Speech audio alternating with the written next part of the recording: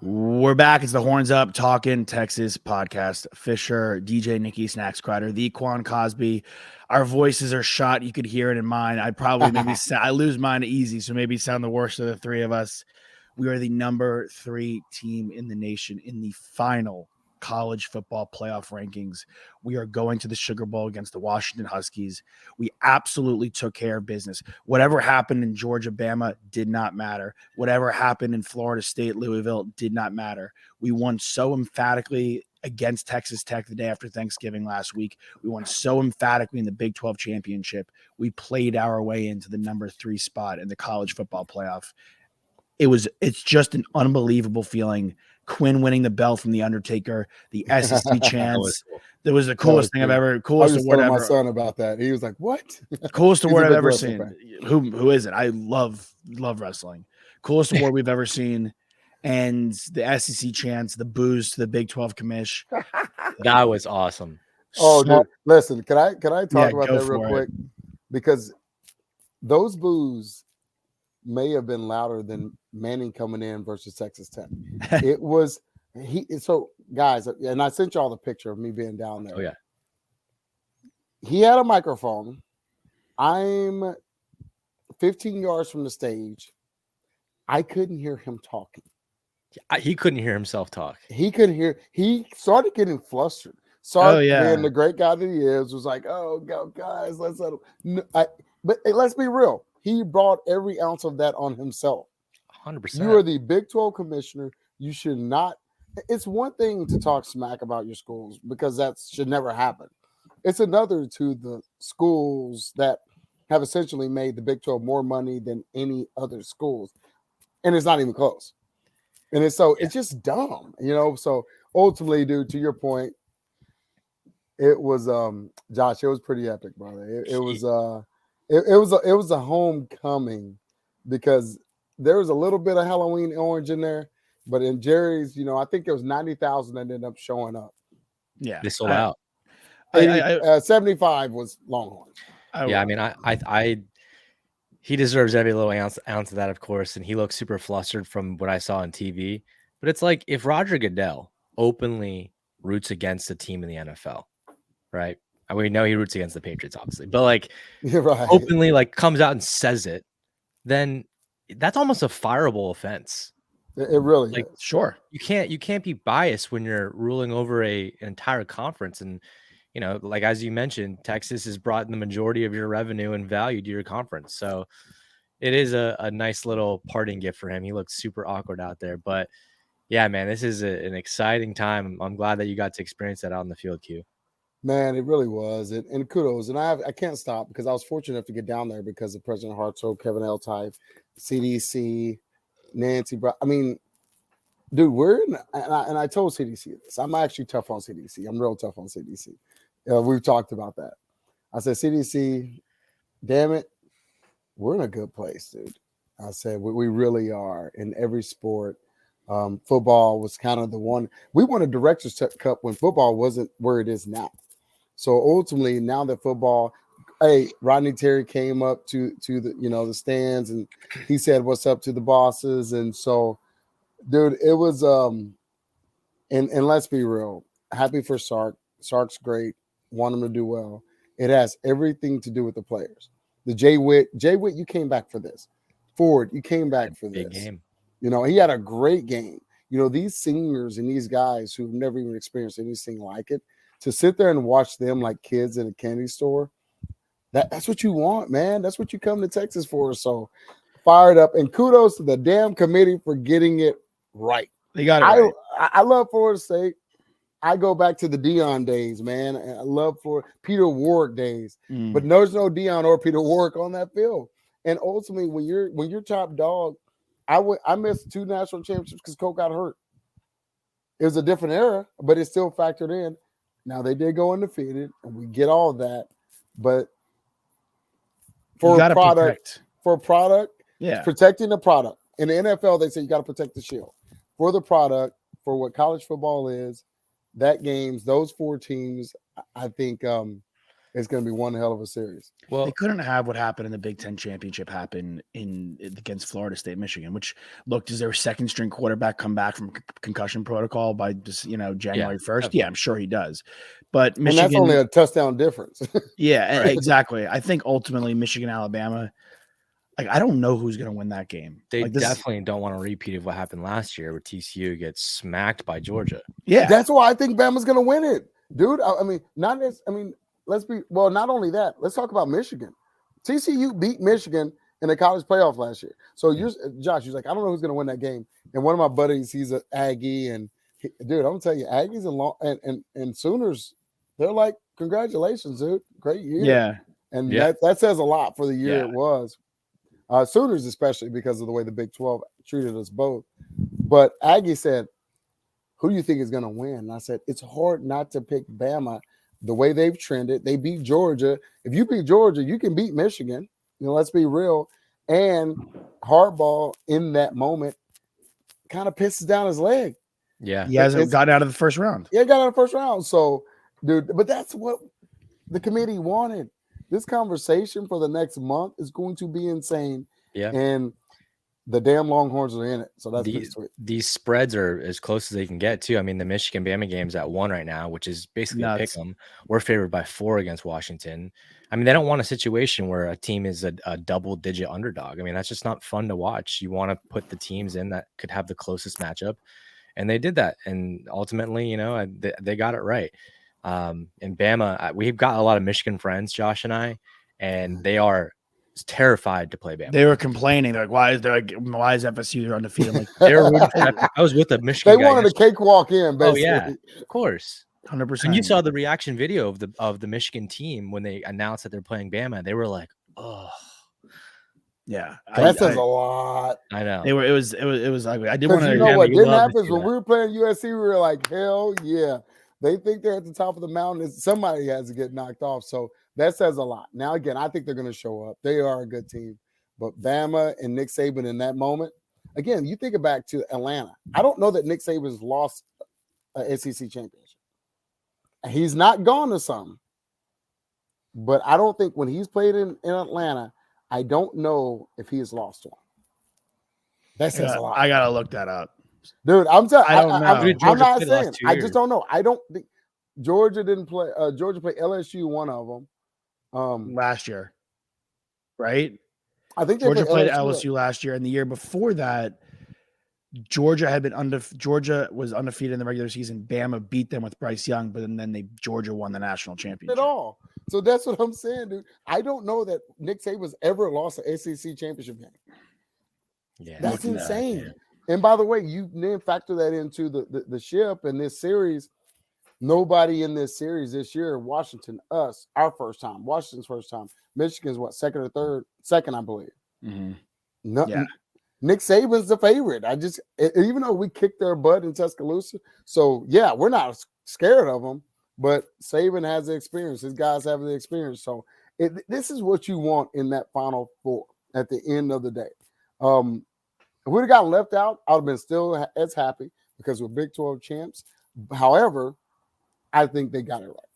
Yeah. Well, I mean, I was saying on the look who decided to join us. Look what the cat dragged in, baby. Hey, listen, you thought Toss was gonna miss this, and we're now in the damn playoff. Come on, man. No way. No way. Guys, no way. Oh my gosh, I was celebrating so hard. You can't even imagine. That's why I'm so late. I was celebrating. We just got up.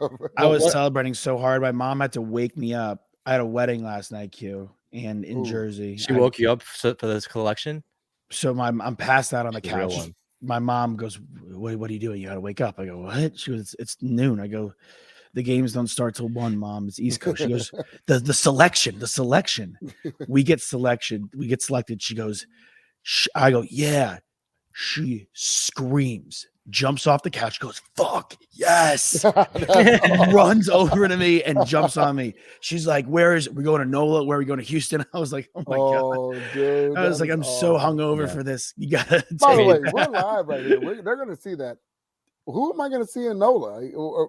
Are there plans? Is it tough? It we is would New have Year's we would Day. have definitely gone in the game if it was in Pasadena, but it might be tough for a couple of us. Toss, you said you might be going.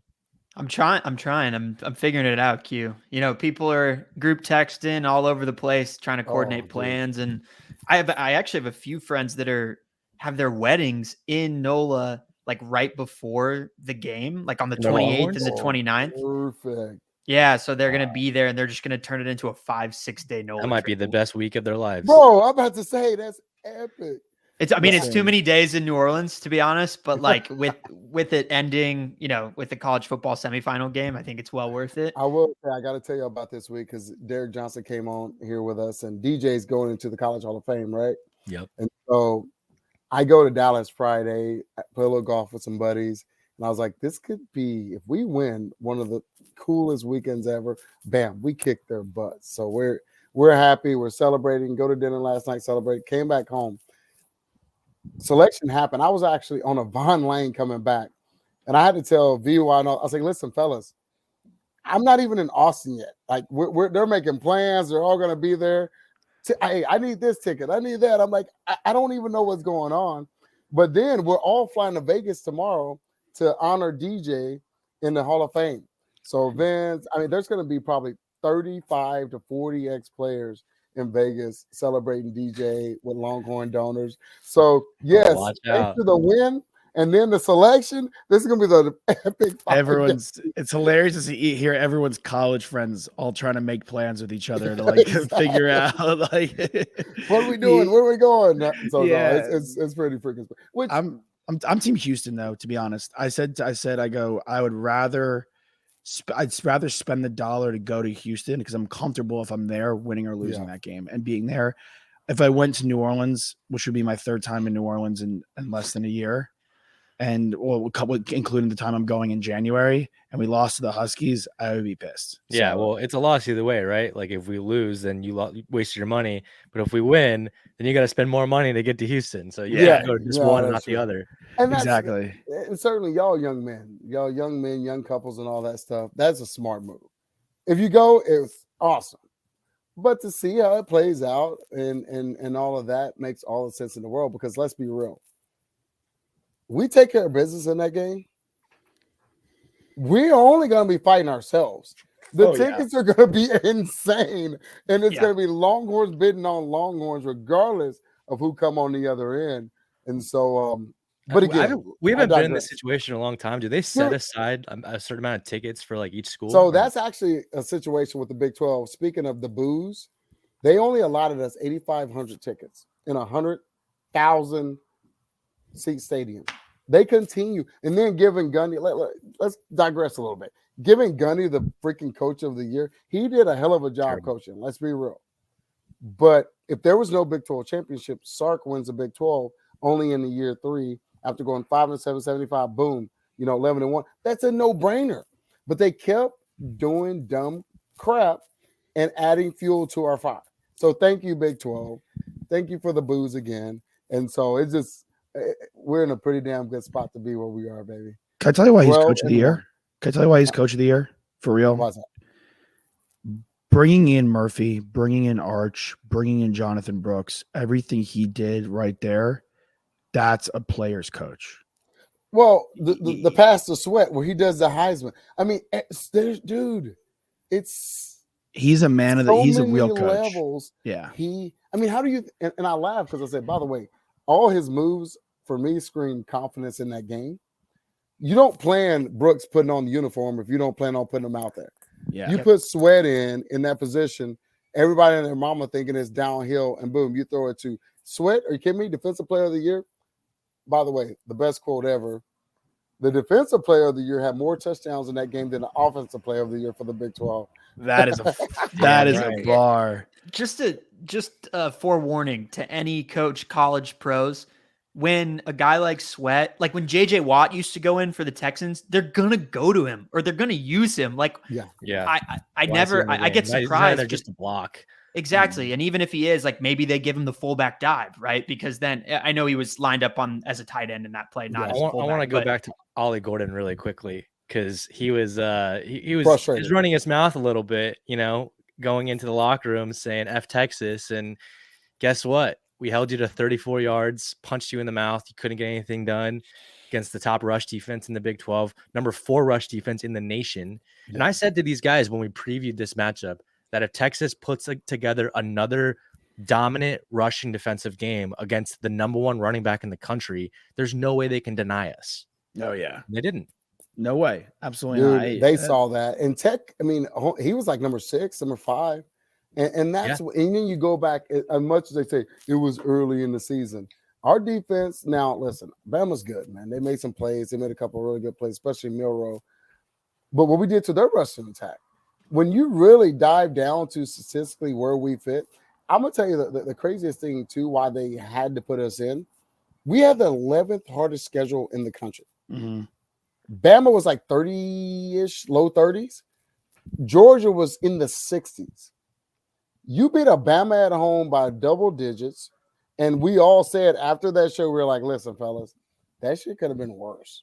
Mm-hmm. And then you know, Bama beats Georgia in a neutral site. You're like, when they're the 60th hardest schedule, which is interesting for us going to the SEC because the stats matter. But how do you not? And you even Alabama, what's my man? He won it in not 09, 2010. Greg McElroy. McElroy, he's so real about it. He's like, listen, guys, I get it. I'm a Bama dude, but how can you not put in Texas? Yeah. In this scenario. So it's ESPN and the talking heads, including ourselves, although we're biased, got it right and talked a lot more about what a phenomenal season, fellas. Well, I think they also said, like, by and large, the SEC had a pretty piss poor year as a conference in total, and Bama and Georgia were pretty much mopping the floor with the rest of the conference. And so that's why Georgia's stats looked inflated. Bama and Georgia both played semi-close games against their opponents this season. Yeah. You know, so there was a case for them to get left out for sure, but I get it. I mean, they've won 13 of the last 17 national championships for that conference. Like they have to like take that into consideration a little bit here because they have been the dominant conference. But yeah, I mean, you can't, when the arguments of like Bama being a different team than they were in week 2 when we beat them is ridiculous. It's the same quarterback. In fact, he got benched after that game. Yeah. Same roster. What's the point of putting that matchup on the schedule if you're not going to count it? I agree with that, but I also do think that the team, like our team too, like I think both teams are better, to be honest. I think both teams are better. Like they had Burton. Toss texted us. He was like, "How crazy is it that Burton and Mitchell leave Georgia and they're now both in the college football playoffs?" I'm watching Georgia play against Alabama, and McConkey's like limping around the field. I'm like, put in your 3rd or 4th string wide receiver, give them a chance because this guy, he can barely walk, like let alone jog. Oh wait, they transferred. Yeah, exactly. And Burton right across from them catches a touchdown against his former team. A.D. Mitchell, first TD in the Big 12 championship, and was obviously second team all Big 12. Should have been first team in my opinion. But sure, those guys were sorely missed by Georgia yesterday. And I mean, I'm glad the committee did what they needed to do. And like Kirby Smart had comments, obviously, but like you said, Q, they had the 60th hardest record, in college football. So, we get the benefit of playing Alabama, and that obviously helped us in the college football committees or college football playoff committee's mind. It didn't really help FSU because they also beat an SEC team as well at the beginning of the season by 20 points. Who played Bama relatively close in LSU. So yeah. I'm glad that we got that rewarded to us. They didn't, but I understand why Bama's in there. You have to. Well, and the thing is, and Bama beat they beat LSU this year too, but yeah, it was close, but they beat them. Yeah. This is the thing. Truth be told, forget the SEC history of what they've done in this game. The reason Bama got in is because Florida State's quarterback is out. Right. That's it in a nutshell. Ultimately, we're not saying Bama's not one. Bama's one of the top 4 teams, absolutely, because FSU's quarterback got hurt, and that's what the criteria is in the selection. I'm so glad they call it selection because it's not a playoff. Next year we'll have a playoff. Both will be in, and everything will figure itself out. And unfortunately, with their backup quarterback or their backup quarterback, FSU's going to lose in the first round. And we all know that. That was an atrocious game last night. Wiped up too. And so that's what you're trying to avoid. But right. that's how it works itself out. That's why 12 is.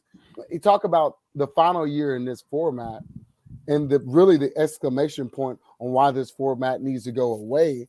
Thankfully, we benefited from it, and weirdly, they finally got something right in it. Yeah, Right. And so it just sometimes universe aligns itself, and it works out the way it does. But yeah, no, even with the history of the SEC, Georgia, Kirby Smart was very mouthy. Bro, you control your destiny. So did we. Yeah. So did Washington. They played. We both. Well, we didn't because of the new deal, but Washington did the hard deal. They beat Oregon twice. Yeah, By the way, that 100%. coach is a little mouthy too, so I was happy about that. Dan Lanning. Yeah. Well, you know where he comes from though. He's Kirby Smart's coach. He was Kirby Smart's DC. Oh, you're right. I did. There you go. Both of them are. But I think it's a great point though. No, about this being the juncture from going to the 14 playoff into the 12-team playoff. Because I actually firmly believe if we were sticking with the 14 playoff for the next 3 years, that FSU would be in this year. I think they might have weighed the decision in a different capacity, but I think they're acknowledging that if FSU stays in the ACC, which presumably they will, at least for the next few years, they'll be back in the top 12 teams in the country in the next 2 years and get into that 12-team playoff and have a chance at it. It's unfortunate because like Jordan Travis, he tweeted out, he was like, I wish I broke my leg earlier so you got a chance to see the rest of these guys play. And I can't remember who it was, but I saw another tweet yesterday that was like, you are taking away everything from the rest of the players on this team by only honing in on the fact that their starting QB isn't going to be there. And I completely agree with that. And I know Booger had a lot of gripes with the decision to not include Florida State, which, listening to everyone else in college football talking heads, Texas was never even a part of that. We were going to be 3 no matter what. And that's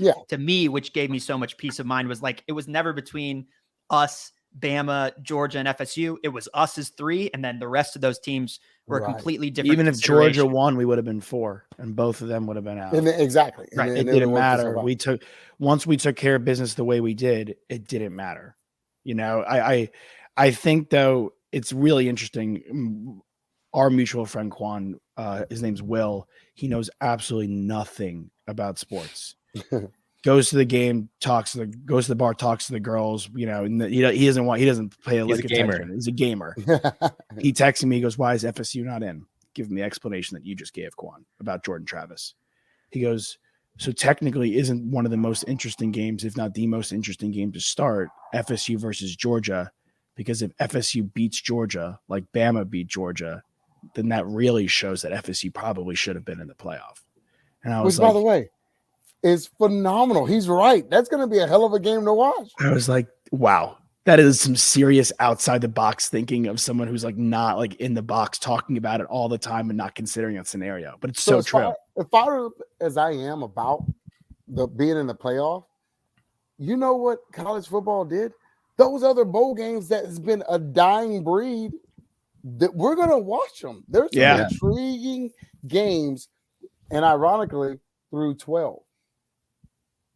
About 12, 13, 14, we're like, I want to see this matchup. I want to see that matchup. I want to see this game. So that's what's so cool about the way it worked itself out for everybody other than Florida State. They're giving us a lot of pissed off, but it's going to be a fun bowl season, which again, Bama's in it. So there's still a SEC team in it, especially a Nick Saban team in it. But Michigan, as we talked about in the beginning, it's a 1-point line because we'll see how that goes. Harbaugh will be back. Hopefully he doesn't have any friends or family in Tuscaloosa in the next month. But we're going to see how it plays itself out. They're a good team too, man. It's 4 really good teams. I'm excited, but I'm excited about some of these other matchups, like you're saying. Like, I want to see what Missouri can do against Ohio State. Like, Mizzou's been no one's been talking about them all year. They are the number 9 team in the nation, like very sneaky. Give us a lot of hypotheticals of like what next year will look like. Exactly. Like, can they hang with Ohio State? A lot of QBs that will be playing, because you talk about Penn State, right? Aller's going to play. Yeah. You talk about McCord. McCord's going to play because he might be auditioning for another job or staying at Ohio State. Like, Florida State's backup obviously will play. I expect Carson Beck to play. He's not going to the draft. Like there's so many of these guys that we typically wouldn't get because there's a lot of good, talented young QBs in college football.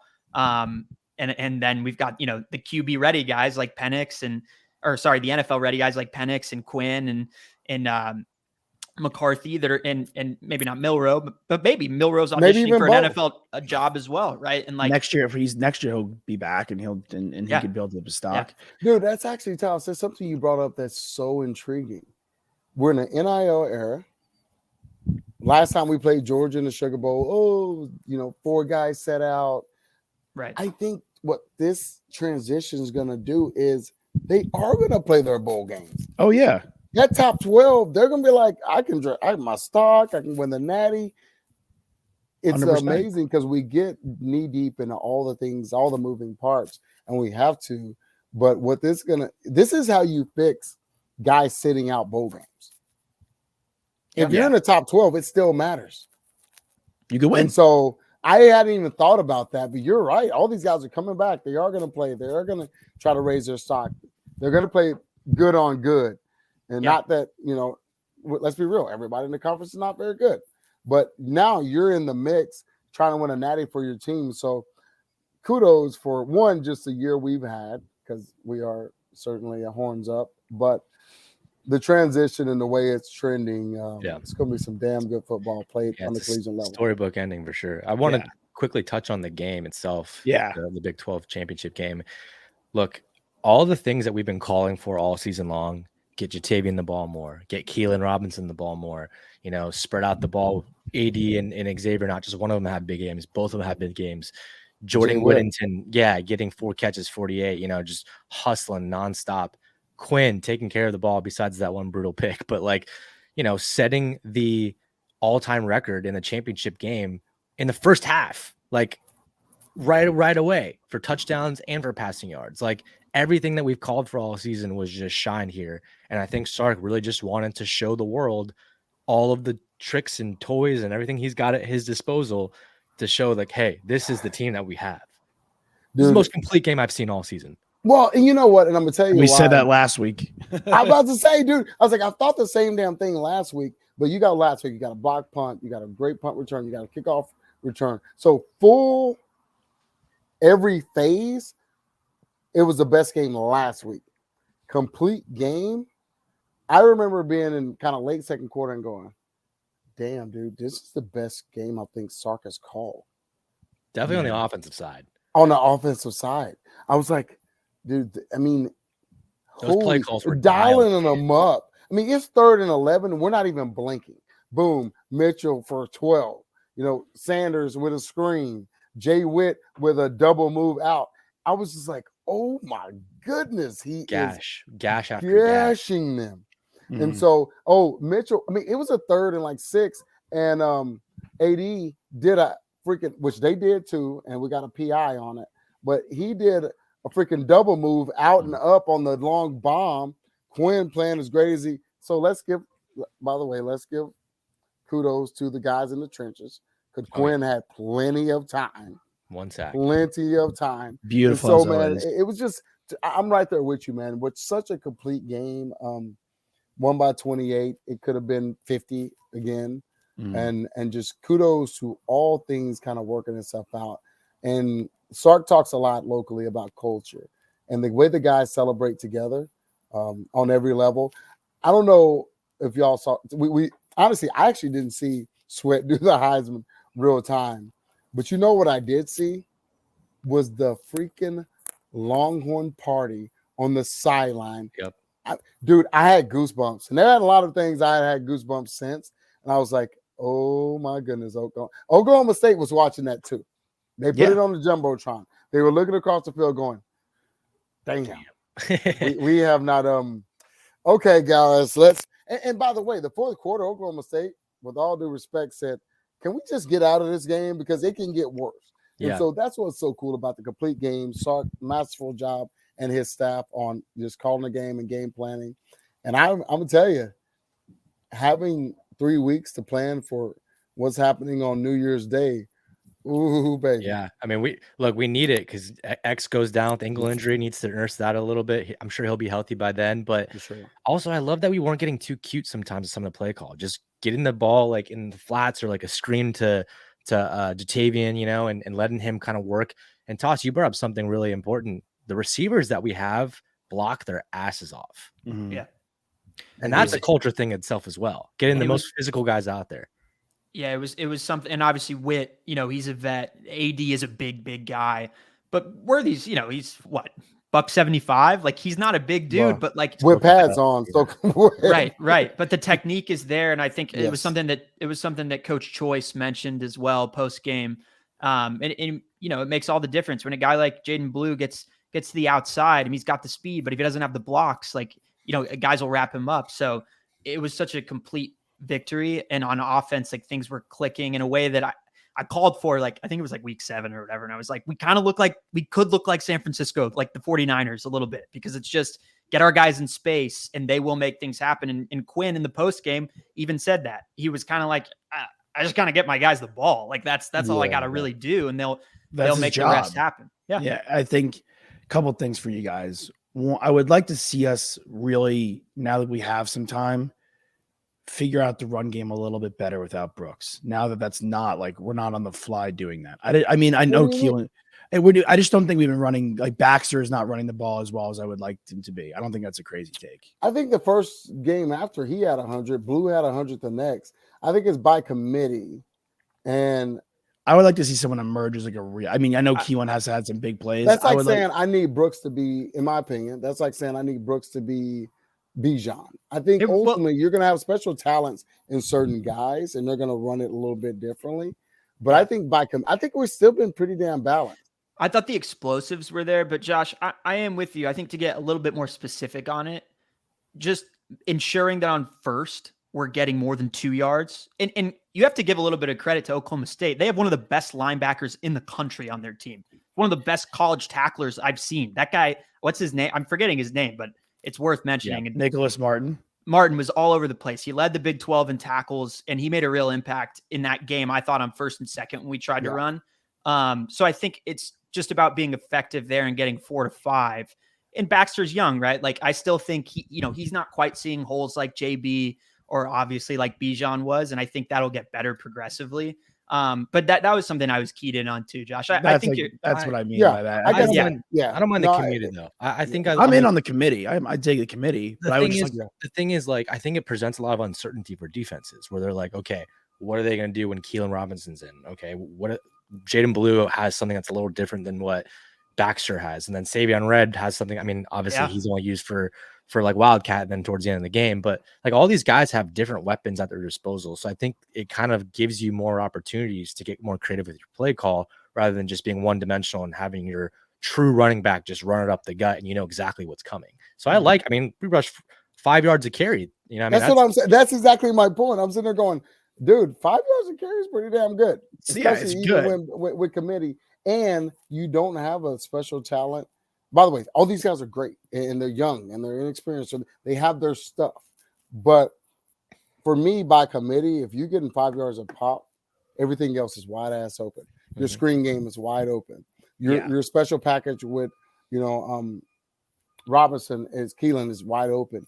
Really the different runs you're doing. I love our freaking when we're short yardage on fourth down, and we're averaging probably.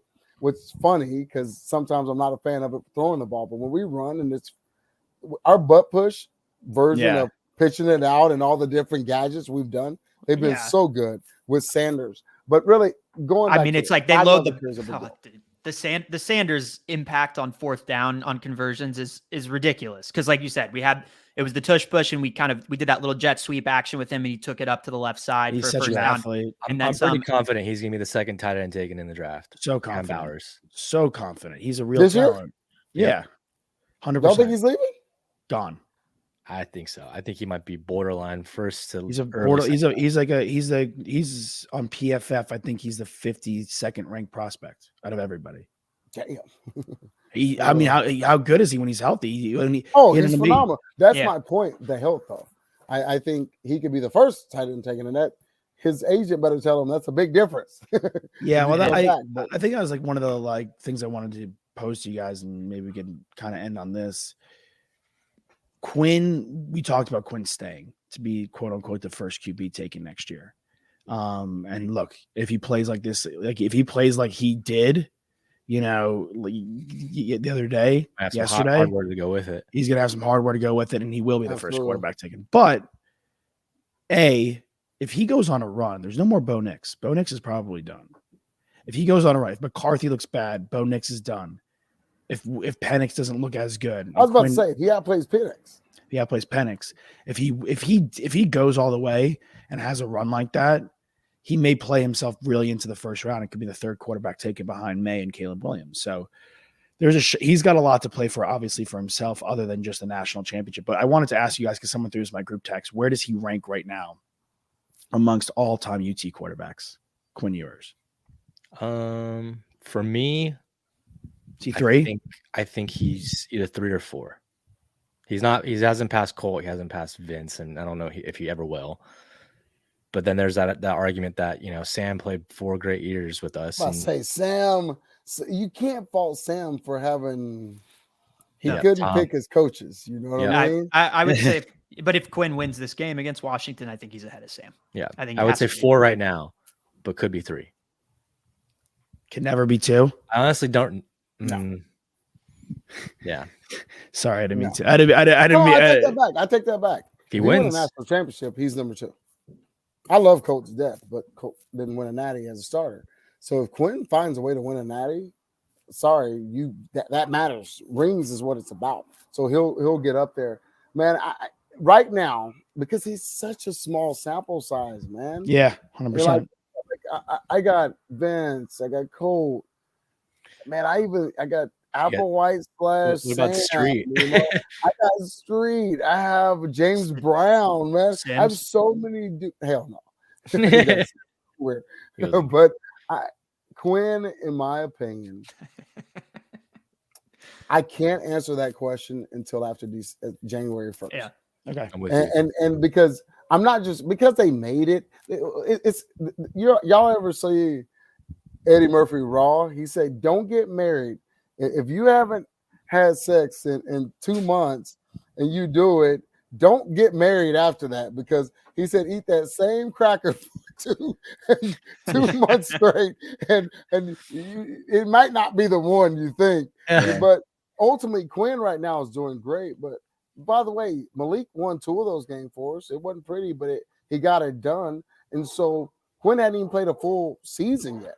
So I'm not going to put him in our top 3 when he has a year and a half tops of sample. We're fired up because we hadn't won in a very, very long time. We have been starving for 12 years. Mm-hmm. So give me some grass and I'm going to be happy. And I'm not saying Quinn is that. Quinn is actually, he was phenomenal this game. And when he's in, we're happy he's on our squad. I'm a big Quinn fan. But as far as rankings, I have to reserve that until after this plays itself out. Definitely. Yeah, I think we've been starving. You're right. We've been eating 1 grain of rice pretty much for our meal every single year. A little fish. Oh, we done. Yeah. Now we have a full meal, right? Like that's the thing is it's our whole team is good. It's the entirety of our roster. It's our coaches are phenomenal, dude. Our coaches, it's Muhammad as a true freshman making an impact, right? That's what Brooks. Brooks. Yeah. It's guys coming out of the woodwork who are young to make an impact in important games. It's our vets who are doing it as well. Like we're not the same team we have been in the last 10 years, and it's just so blatantly obvious. And I will say, just looking ahead a little bit, and obviously like we'll have previews, for the Washington game, but we get a lot of pressure, but we haven't necessarily converted on that pressure throughout the year consistently. Michael Penix is a guy that extends plays and finds receivers when plays are broken. He's great off script, and he's got some really talented wide receivers. Our DBs are, they've given up pass plays. That's what they've done at certain points. In this Oklahoma State game, like I was less worried about it because we were containing the run, and that's what we were looking to do. We wanted to force their QB to make plays. We made him one-dimensional. Exactly, but Michael Penix is a is not the same guy as Oklahoma State's quarterback. So we have a lot of time to prepare, but that's one thing, at least for our defensive side of the ball, that I'm going to be looking for us to make quick adjustments and get to the quarterback and make plays when we get. That's extra time for Ryan Watts to get healthy too. Yeah. And we're going to be missing Derek Williams for the first half because he got called with a bogus targeting call in the kickoff. That was awful. Yeah. But I do want to just end it with this really quickly. Yeah. We mentioned it about JB getting in the backfield in the last play, right? And Q, you've been saying this from the get-go when Sark comes in here that he is different. He's changing this culture and that this just feels like a completely different vibe. And that right there says everything I need to know about the man that he is and how he's leading people. No, that's right on, man. It's a brand again. The party on the sideline, that starts from the top, right? You know, that, and I was way too busy going crazy, and I didn't see that when it happened. Getting Malik in, you know, we're not sure what Malik's future is, but saying, Malik, you came back, dude, we're in a Big 12 championship, get you a few plays. Yeah. But guess what? Just in case, here, let's get Arch in there too. Those, listen, football's a game in inches, but the game psychologically is about the small things. When Sark went off about culture and he's talking about not having to tell guys to pick up stuff, that starts with him as well. And so those very intentional things he does for his players, giving them the exposure needed, advocating and supporting them and the stuff they do, it goes a very long way. So, man, like we said, we've talked about it a million times, and I was like, damn it. I don't know where I am from a Kool-Aid standpoint on wins and losses, but I'm knee-deep, swan diving into the Kool-Aid of Sark. And my man, he has a Big 12 champ. I mean, listen, y'all know there's not many people on this planet that I love more than Mac Brown. Mac Brown has 2. Sark has 1 in year 3, you know, and to leave the conference. So trending in a phenomenal position. Fellas, how does it feel to be Big 12 champs in this son of a beast? We've never experienced it as students, I'll tell you that. We have never experienced this. By the way, Will Matthews, got to give a shout out for my boy who took over the sideline. He comes up, he's talking about, hey, Q, thank you for taking all those L's. I said, fool, I took it for the team and handed you. I said, literally, I handed him the keys because of how much I trusted Sark. I said, I could have quit that a long time ago, but I did it because of my trust in Sark, and kudos to Sark for making me, Longhorn Nation, and all of us proven right. And so and he, of course, walked that back. He's like, no, thank you so much. This is amazing. But just, man, so many involved, man. Like I said, and I think we started with this, Toss, starting with L-Type, going to Milliken at Chancellor, President Hartzell, Nancy, his right hand, CDC. I mean, dude, we are back in a position. And everybody says, are we back? We are back relevant. That's what matters. You know, ultimately, I think those outside of Longhorn Nation, like, what does being back mean? What being back mean is we're very nationally relevant. Mm-hmm. And per Sark and his staff and his development and our leadership, I think we're going to be here for a while. So damn right we are. We need to be consistently back. And I will say it'll hopefully bleed into other sports as well. Women's basketball took care of business against UConn this weekend. So, I mean, that says everything you need to know about how it's feeling right now on campus. When it rains, it pours, baby. When it rains, it's contagious, man. It's contagious across the way. But what's funny is RT is, you know, I think they play UConn tonight. You best believe he was in Dallas yesterday.